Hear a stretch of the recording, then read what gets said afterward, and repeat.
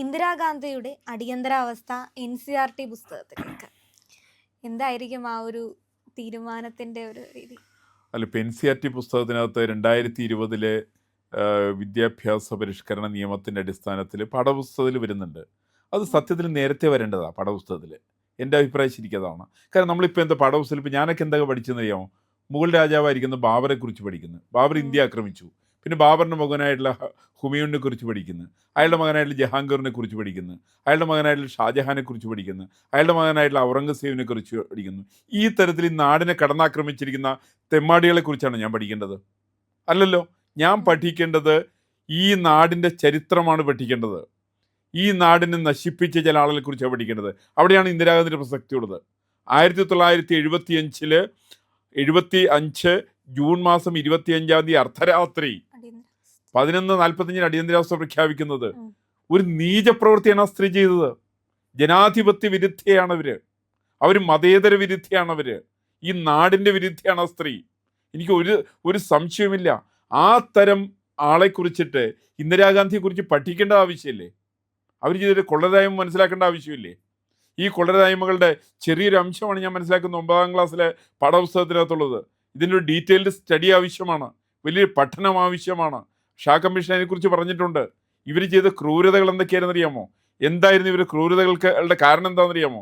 ഇപ്പോൾ ഇവർ ചില ആളുകൾ പറയുന്നുണ്ട്, PM ശ്രീ പദ്ധതിയെക്കുറിച്ച് പറയുന്നു, റേഷൻ കടയിൽ അരി കൊടുക്കുന്നതിനെ കുറിച്ച് പറയുന്നു. ഇന്ന് ഞാൻ പത്രത്തിനകത്ത് വായിച്ചു, റേഷൻ കടകളിലെ അരി ഒരാൾക്ക് 7 കിലോയാക്കി കുറച്ചു എന്നാണ്. ഇന്ദിരാഗാന്ധി ഇന്ത്യയുടെ പ്രധാനമന്ത്രി ആയിരിക്കുന്ന സമയത്ത് 1974 ഇതേ മലയാള മനോരമയിൽ വാർത്തയുണ്ട്. മനോരമ ഇന്നത്തെ പത്രാധിപർ വായിക്കേണ്ടതാണ്. ഒരു വീട്ടിൽ ഒരു വീടിന് 4 അംഗങ്ങളുടെ കുടുംബത്തിന് 4 ഔൺസ് അരിയാണ് കൊടുക്കാൻ തീരുമാനിച്ചത് ഇന്ദിരാഗാന്ധി. 1 ഔൺസ് പറഞ്ഞാൽ 800 ഗ്രാമാണ്. എന്ന് വെച്ചാൽ 3 കിലോ 200 ഗ്രാമാണ് 4 അംഗങ്ങളുള്ള ഒരു കുടുംബത്തിന് കൊടുക്കാൻ വേണ്ടി തീരുമാനിച്ചത്. ഇന്ദിരാഗാന്ധി തീരുമാനിച്ചെന്ന് പറഞ്ഞ വാർത്ത മലയാള മനോരമ റിപ്പോർട്ട് ചെയ്തിട്ടുണ്ട്. ഈ മനോരമയുടെ പത്രാധിപരെ പത്രം ഒന്ന് വായിച്ചു നോക്കട്ടെ. ഞാൻ ആ ഡേറ്റ് എനിക്ക് വേണ്ടി നോക്കിയിട്ട് ഞാൻ പറയാം. 1974 പത്രമാണത്. ഇന്നിപ്പോൾ കൊടുക്കുന്നത് ഒരു വീട്ടിലെ ഒരാൾക്ക് 7 കിലോ അരി വെച്ച് കൊടുക്കുന്നു. 4 പേരുടെ കുടുംബത്തിന് 28 കിലോ അരി കൊടുക്കുന്നു. അങ്ങനെ 3 കിലോ 200 ഗ്രാം അരി കൊടുത്ത ആ കുടുംബത്തിന് വേണ്ടി കെടുതികളായിരുന്നു. അടിയന്തരാവസ്ഥ കാലത്തിൻ്റെ കെടുതികളായിരുന്നു. ഇന്ത്യയിൽ ജീവിക്കാൻ നിവൃത്തിയില്ല.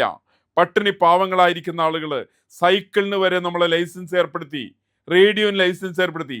ഇപ്പം നമ്മുടെയൊക്കെ വീട്ടിൽ TV ഉണ്ടാവുമല്ലോ. TVക്ക് ലൈസൻസ് ഉണ്ടോ? ഇല്ലല്ലോ. അന്ന് റേഡിയോന് ലൈസൻസ് ഉണ്ട്.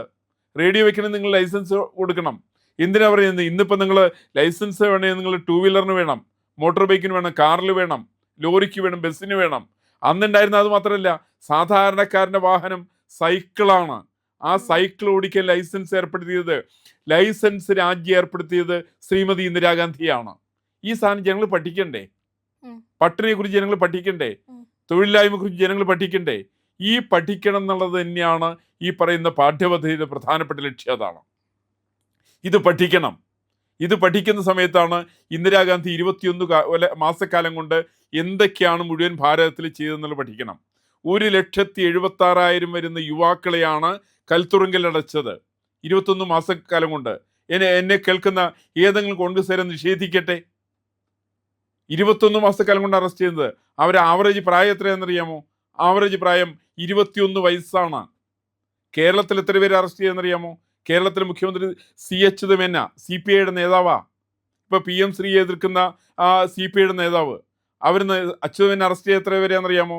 7,560 പേരെ. അവർ ആവറേജ് പ്രായം എത്രയാണെന്നറിയാമോ? 19 വയസ്സ്. 19 വയസ്സുള്ള നിരവധി ചെറുപ്പക്കാരെ അറസ്റ്റ് ചെയ്ത് കൽത്തുറുങ്കിൽ അടച്ച നേതാവാണ് ശ്രീമാൻ CH മേനും K കരുണാകരനും. അവരുടെ ഭരണകാലത്ത് ഉണ്ടായിരുന്നത്. അവിടെ അത് മാത്രമല്ല ഉണ്ടായിരുന്നു, നമ്മൾ കേട്ടാൽ അറയ്ക്കുന്ന ഞെട്ടിക്കുന്ന സംഭവങ്ങൾ കേരളത്തിലുണ്ടായിരുന്നു. ആലപ്പുഴയിൽ ഒരു മിനി തടങ്കൽ പാളയം ഉണ്ടായിരുന്നു. കേരളത്തിലൊട്ടാകെ 11 തടങ്കൽ പാളയങ്ങളാണ്. 7 എണ്ണം മേജർ, 4 എണ്ണം മിനി. അതിലൊന്നാണ് കക്കയം ക്യാമ്പിൽ വെച്ചിട്ട് രാജന് ഉരുട്ടിക്കൊന്നത്, കോഴിക്കോടുള്ള കക്കയം ക്യാമ്പിൽ വെച്ചിട്ട്. അതുപോലെ ആലപ്പുഴയിൽ ഒരെണ്ണുണ്ടായിരുന്നു. ആലപ്പുഴയിലെ കക്കയിലെ മിനി തടങ്കൽ പാളയത്തിൽ ആളുകളെ കൊണ്ടുവന്ന് മർദ്ദിക്കുന്ന ശിവദാസൻ, ഗോപകുമാർ തുടങ്ങിയുള്ള ആളുകൾ മർദ്ദിക്കുന്ന സമയത്ത് ആ മർദ്ദനത്തിൻ്റെ കരച്ചിലിൻ്റെ ശബ്ദം തനിക്ക് കായംകുളത്ത് വീട്ടിൽ നിന്ന് കേൾക്കണമെന്ന് ആവശ്യപ്പെട്ടത് അത് തച്ചടി പ്രഭാകരൻ എന്ന് പറയുന്നത് കോൺഗ്രസ് നേതാവാണ്. ഒരു അതിക്രൂരനായിട്ടുള്ള DCC പ്രസിഡന്റ്, മഹാവൃത്തിയിട്ടവൻ. കേരളത്തിൻ്റെ ധനകാര്യ വകുപ്പ് മന്ത്രിയായിരുന്നു. അയാൾ ആ സമയത്ത് പോലീസുകാരോട് പറഞ്ഞു, ഉദ്യോഗസ്ഥന്മാരോട് പറഞ്ഞു, നിങ്ങൾ മർദ്ദിക്കുന്ന സമയത്ത് നിങ്ങൾ ടെലിഫോൺ എൻ്റെ നമ്പറിലേക്ക് അടിച്ചിട്ട് നിങ്ങൾ താഴേക്ക് ഇറക്കി വെക്കണം. ആ ടെലിഫോണിൽ കൂടി ഞാൻ ശബ്ദം കേൾക്കാം, അവരെ കരച്ചിലിന് ശബ്ദം കേൾക്കാം. ഇത് പറഞ്ഞത് തച്ചടി പ്രഭാകരനാണ്. ഒരു കോൺഗ്രസ്സുകാർ ധൈര്യം പറയട്ടെ, അല്ലാന്ന് പറയട്ടെ. ഞാൻ എൻ്റെ പുസ്തകത്തിനകത്ത് എഴുതി വെച്ചിട്ടുണ്ടല്ലോ. ഇത് മാത്രമായിരുന്നില്ല, എടപ്പള്ളിയിൽ തടങ്കൽ പാളയം ഉണ്ടായിരുന്നു. ഗണപതി ക്ഷേത്രത്തിൻ്റെ നേരെ പടിഞ്ഞാറ് വശം തടങ്കൽ പാളയം. അതിൻ്റെ തൊട്ട് കിഴക്ക് വശത്ത് ജയറാം പടിക്കൽ എന്ന് പറയുന്ന അന്നത്തെ ക്രൈംബ്രാഞ്ചിൻ്റെ DIG താമസിച്ചിരുന്നു. വൈകുന്നേരം 6 മണിയാവുന്ന സമയത്ത് ഇയാൾ വീടിൻ്റെ പുറത്ത് EC ചേരിട്ട് കിടക്കും. എന്തിനാ കിടക്കുന്നതെന്നറിയാമോ?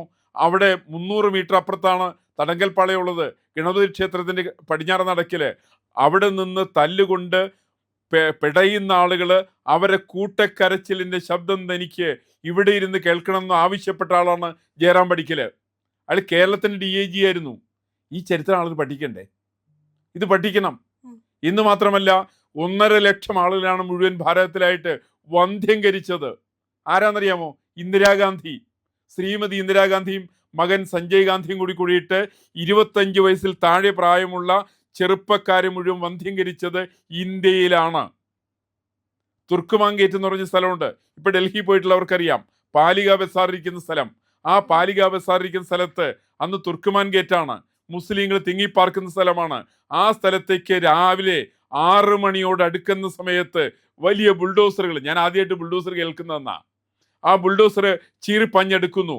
അവിടെയുള്ള 100 കണക്കിന് വീടുകൾ, ആ വീടുകൾ മുഴുവൻ നിലം പരിശാക്കുന്നു. ആളുകൾ മുഴുവൻ തെരുവിലേക്ക് എത്തിച്ചേരുന്നു. അവർ തെരുവിൽ കിടക്കണം. പിന്നെ മാസങ്ങളോളം അവിടെയാണ് പാലിക ബസാർ പണിതിരിക്കുന്നത്. അണ്ടർഗ്രൗണ്ടിൽ പണിതു. ആരാ പണിതത്?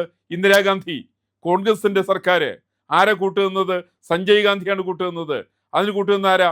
കേരളത്തിലെ മന്ത്രിമാരടക്കമുള്ളവർക്ക് പങ്കുണ്ട്, K കരുണാകരന് പങ്കുണ്ട്, AK ആന്റണിക്ക് പങ്കുണ്ട്, വേണുഗോപാലിന്റെ ഏത് നേതാവിന് ഇക്കാര്യത്തിൽ പങ്കുണ്ട്. ഇങ്ങനെയുള്ളൊരു വലിയൊരു ചരിത്രമുണ്ട്, അടിയന്തരാവസ്ഥയുടെ ചരിത്രം.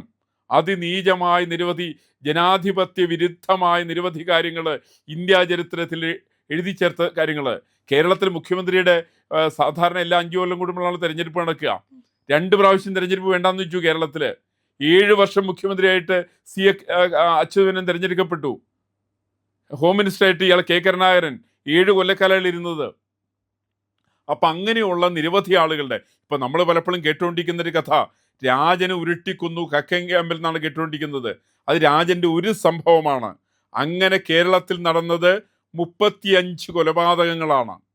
35 പേര് പോലീസ് സ്റ്റേഷനിലിട്ട് അതിനിഷ്ഠൂരമായിട്ട് ഉരുട്ടിയും ഇടിച്ചും കുത്തിയും കൊലപ്പെടുത്തിയതിൻ്റെ ചരിത്രം. അത് കേരളത്തിൻ്റെ ചരിത്രമാണ്. അത് അടിയന്തരാവസ്ഥയുടെ ചരിത്രമാണത്. ഞാനത് എൻ്റെ പുസ്തകത്തിന് എഴുതിയിട്ടുണ്ട്. അടിയന്തരാവസ്ഥ, 2ാം സ്വാതന്ത്ര്യ സമരം. ആ പുസ്തകത്തിന് ഇതിൻ്റെ കൃത്യമായിട്ട് രേഖ കൊടുത്തിട്ടുണ്ട്. മരിച്ച ആളുകളുടെ പേരുകൾ മൊത്തം കൊടുത്തിട്ടുണ്ട്.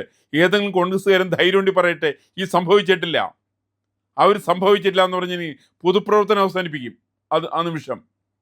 അത്രയ്ക്ക് തെളിവുകളുള്ള അതിനിഷ്ഠൂരമായ ജനാധിപത്യത്തെ കൊല ചെയ്ത, മതേതരത്വം എന്ന് പറയുന്ന വാക്കെഴുതി ചേർത്ത, റഷ്യയ്ക്ക് ഓശാന പാടിയ ശ്രീമതി ഇന്ദിരാഗാന്ധി നടത്തിയിരിക്കുന്ന പ്രവർത്തനങ്ങളാണ് അടിയന്തരാവസ്ഥ.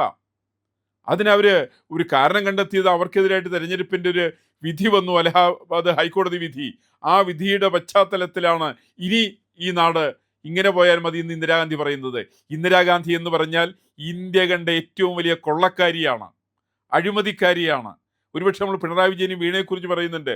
ആ വീണയേക്കാൾ, പിണറായി വിജയനേക്കാൾ വമ്പൻ അഴിമതിക്കാരി ഇന്ദിരാഗാന്ധിയാണ്. 1971 സമയത്ത് അവരവിടെയുള്ള സ്റ്റേറ്റ് ബാങ്ക് ഓഫ് ഇന്ത്യയുടെ ബ്രാഞ്ചിലേക്ക് ടെലിഫോൺ ചെയ്തു. ആരാ വിളിച്ചതെന്നറിയാമോ? ആ വിളിച്ചാൾ വിളിച്ചത് ഇന്ദിരാഗാന്ധിയുടെ ശബ്ദത്തിലാണ് വിളിക്കുന്നത്. എന്നിട്ട് പറയുന്ന 60 ലക്ഷം രൂപ വേഗം പ്രധാനമന്ത്രിയുടെ ഓഫീസിലേക്ക് എത്തിക്കണം. ആ ബാങ്കിൻ്റെ മാനേജരായിരിക്കുന്ന മൽഹോത്ര വളരെ വേദനയോടുകൂടിക്കൊണ്ട് 60 ലക്ഷം റുപ്യ ഇന്ദിരാഗാന്ധിയുടെ വീട്ടിലേക്ക് എത്തിക്കുന്നു. എന്നിട്ടോ അതിനെ സംബന്ധിച്ച് ഫോണിൻ്റെ ഒരു അന്വേഷണം പ്രതിപക്ഷം അറിഞ്ഞ സമയത്ത് അന്വേഷണം നടത്തി. അവർ പറഞ്ഞു നാഗർവാല എന്ന് പറയുന്ന ആളാണ് വിളിക്കുന്നത്, അതുകൊണ്ട് നാഗർവാലയാണ് കേസിൽ കുറ്റവാളി. അയാളെ പോലീസ് കസ്റ്റഡിയിലെടുക്കുന്നു. അയാൾ അവിടെ തിഹാർ ജയിലിൽ അടയ്ക്കുന്നു. ആ തിഹാർ ജയിലിൽ കിടന്നിട്ട് 8ാമത്തെ മാസത്തിൽ തിഹാർ ജയിലിൽ കിടന്നിട്ട് അയാൾ കിടന്ന് മരിക്കുന്നു. തെളിവില്ല. ഇത് ഇന്ദിരാഗാന്ധി നടത്തിയതല്ലേ? ഇത് ഇന്ദിരാഗാന്ധിയുടെ കൊലപാതകങ്ങളുടെ ചരിത്രമാണത്. കോൺഗ്രസിൻ്റെ നേതാക്കന്മാരായിരിക്കുന്ന ആളുകൾ, ഈ കോൺഗ്രസ് നേതാക്കന്മാരുടെ മരിക്കുന്ന ചരിത്രങ്ങൾ, ഇതൊക്കെ ആളുകൾ പഠിക്കണ്ടേ? ഇതൊക്കെ ആളുകൾ മനസ്സിലാക്കണ്ടേ? ഇതൊക്കെ മനസ്സിലാക്കാൻ വേണ്ടിയിട്ട് അതിൻ്റെ ചെറിയൊരു അംശം എടുത്തിട്ട് ഇന്ന് NCERTയുടെ പാഠപുസ്തകത്തിൽ കൊടുക്കുന്നു. അത് അതിന് വളരെ പരിമിതമാണെന്നാണ് എൻ്റെ അഭിപ്രായം. ഇത് മാത്രം പോരാ, ശരിക്കും അടിയന്തരാവസ്ഥയെ സംബന്ധിക്കുന്ന ചരിത്രങ്ങൾ നോൺ ഡീറ്റെയിൽഡ് പോലും വരണം. അവർ നോൺ ഡീറ്റെയിലിനകത്ത് ഈ പുസ്തകങ്ങൾ കൊടുക്കാൻ തയ്യാറാവണം. പൂർണ്ണമായിട്ടുള്ള അടിയന്തരാവസ്ഥയുടെ ചരിത്രം, ഇന്ദിരാഗാന്ധിയുടെ, നെഹ്റു കുടുംബത്തിൻ്റെ ജനദ്രോഹപരമായിരിക്കുന്ന കാര്യങ്ങളെ സംബന്ധിക്കുന്ന കൃത്യമായിട്ടുള്ള വിശദമായിരിക്കുന്ന വിവരങ്ങൾ ഈ തരം പുസ്തകങ്ങളിൽ കൂടി ആളുകൾക്ക് കിട്ടുന്നത് ജനങ്ങൾക്ക് സമൂഹത്തിൽ എന്താണ് ഈ നാട്ടിൽ നടന്നിരുന്നതെന്ന് തിരിച്ചറിയാനായിട്ട് സഹായിക്കുമെന്നാണ് ഞാൻ വിശ്വസിക്കുന്നത്. നിങ്ങൾ ഞങ്ങളുടെ കൂടെ ഉണ്ട് എന്നതാണ് ഞങ്ങളുടെ വിജയം. ഒപ്പം നിങ്ങൾ കൂടെ ഉണ്ടാവണം, ഒപ്പം സഞ്ചരിക്കണം. ചാനൽ കാണുന്നവർ സബ്സ്ക്രൈബ് ചെയ്യണം ഇന്ന് തന്നെ.